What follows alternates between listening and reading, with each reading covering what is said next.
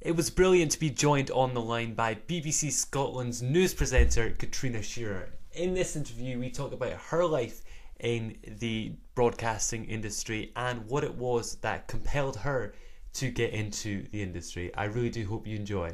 Firstly, what was it that compelled you to go into journalism when you first started out?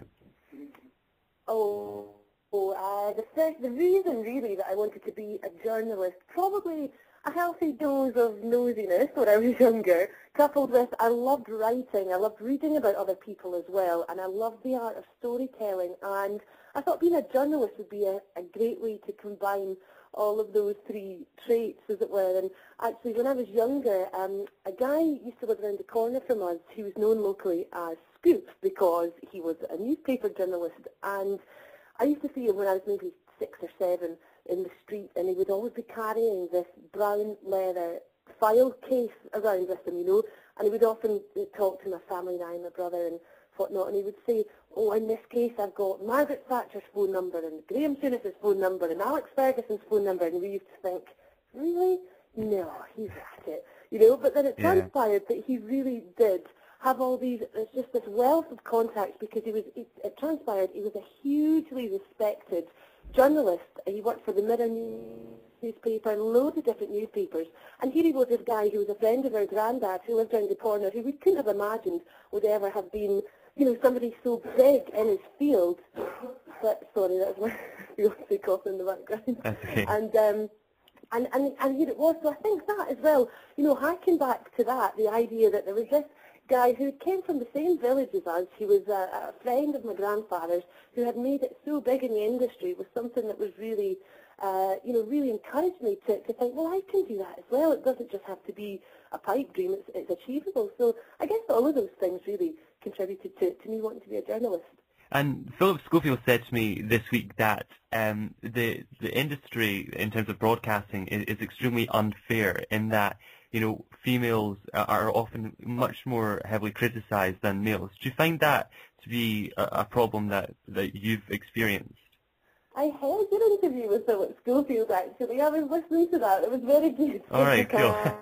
Thanks. I do agree with Philip's answer of what he was telling you, because Fiona Bruce has been talking about it recently as well, of course, the pressure or the extra sort of criticism level towards females on television. And unfortunately, I think it is true. I heard Philip saying to you in his interview that, a guy can wear the same suit day after day and nobody bats an eyelid, yet, if I had to go on TV on Tuesday wearing the same top that I'd been wearing on Monday, it would have been, there would be questions asked and, what's she doing?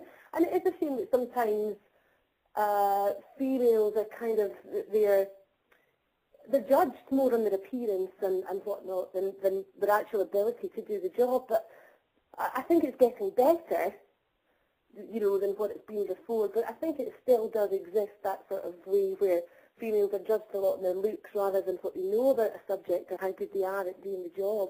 And how do you think that, it's probably an issue that affects the whole of society. How do you think we sort of work towards sort of getting rid of that whole sort of, the sort of sexism within the industry? I don't know how you would go about eradicating it completely. I think, as I say, we are getting better, and the fact that the BBC have made a commitment to keep on more newsreaders, for example, who are getting older, because there are loads of older men who are reading the news and nobody thinks anything of it. But the BBC have made a public commitment by saying that they are going to employ older females as well. So I think that's a sort of step towards it. I think really as well we have to, I'm not sure, I think we just have to kind of overlook the fact that, what people look like, what the women look like. They're there to do the same job as the men, and they're there to do it under their own merits, and they should be there to do it under their own merits rather than how they look. So I don't know what the easy answer is really, if you ever will completely eradicate that sexism, or whether that will just be something that will always be underlying. But as I say, I think it's commendable that the BBC have an older set of females reading the news, because they've certainly got an older set of men there. So, so there should be equal. Absolutely. And obviously working for the BBC, you have to remain completely unbiased. Do you ever find this? Do you ever find this a hard task? Is it possible for people to be unbiased? I think so. Completely. Because for me, when I'm going to work, when I'm dealing with a story, when I'm reading the news, obviously, depending on the type of story that you're doing, you'll temper the way that you read it. You're not going to read a story about, a murder story in a very cheery and chirpy way. Of course you're not. So you do temper it in that sense. But in terms of being completely unbiased, I mean, I've been a journalist within the BBC for years before I actually started reading the news. So I've been trained to be unbiased, to deal with the facts and the facts alone. And I think that is something that's easily done. I think it's actually easier to do as well. If you're telling a story and you're merely reporting facts and you stick to the facts, then it's quite easy to remain, unbiased. And it's interesting you mentioned, you sort of vary your tone depending on the story. Do you ever find that, obviously, we, as the viewer, we can watch the news and we can comment, if it's a very sad story, we can say, it's really sad. Do you ever find it hard not to get sort of, not attached to the story, but more involved than you necessarily you have to? It's a professional thing, really. It's professionalism means that you don't become too attached, because obviously you can't. Obviously there are stories that we cover that are upsetting, that are harrowing, that as a human being you're affected by, because you think, oh my goodness, whether it's a murder story or whatever. Of course you become affected by it, but your professionalism means that you cannot be too consumed by that and, on air or whatever. So it's not too difficult not to be too attached to the stories. I think it's just a professional thing. I suppose it's like maybe a policeman or a fireman going out to their job. They obviously will be affected by what they see when they get to the scene of a crime or a fire or whatever, but their professionalism kicks in and they have to overcome that to actually get the job done. So I guess that's similar to what we would do. And with the topic of Scottish independence, it's very topical at the moment.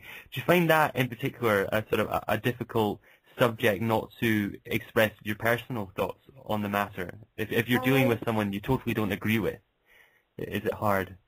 No, not at all, because again, that's just, same rules apply to any story in terms of impartiality. It's just a case of, I'm not there to, in any story, to give my views or opinions. I'm there to give a balanced view, and if somebody, we always at the BBC represent both sides of every story. So if we have someone on who's pro, we have to have someone on who is anti, and really I'm there as the sort of middleman to connect both of those sides rather than give a side or an opinion myself. So I don't find it difficult not getting involved, as it were. Like I say, it's easier just to stand on the sidelines. And interestingly, with the whole idea of Scottish independence, there's a lot of uncertainty as to the future of the BBC within Scotland. Is that something that concerns you? I think it's something that we're all very aware of, and it'll be something that will be interesting to find out what will happen, what's going to happen in 2014, and the ramifications that will have on every industry, everyone's jobs, and everyone's. I suppose it would make a lot of changes if we don't keep the status quo. So it's something that we'll be obviously looking at with great interest, and I think it's quite an exciting period for us to be living in this time as well. This is something that's never really, in our lifetimes or sort of grandparents' lifetimes as well, it's something that's never really been, an issue. So it's great for us, even as journalists, to be living in this kind of era where this question is coming up, and even as citizens as well, to be able to have a say in it. It's exciting. Absolutely. And just finally, what advice would you give to young people like myself who are sort of starting out on the whole broadcasting career? What advice would you give to sort of be successful within the industry?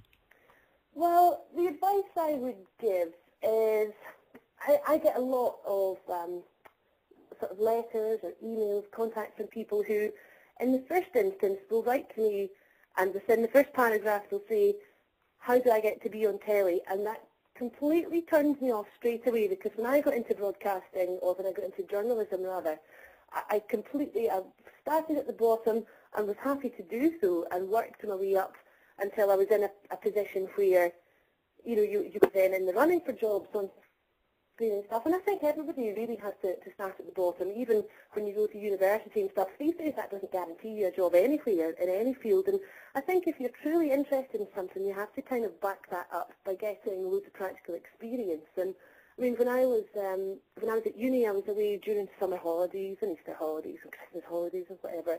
I would be going to different newspapers and different radio stations and all these sorts of things. And inevitably, it's always free and it's always done in your own time. And sometimes, you know, you might think, oh, really, is it any worse than this? But I think the worst is, I think it's invaluable to do that because it also gives you a better insight into whether the job is truly for you as well. You know, you might have an idea of what broadcasting is or whatever field it is that you're into. You might have an idea, sort of glamorised idea of what it is.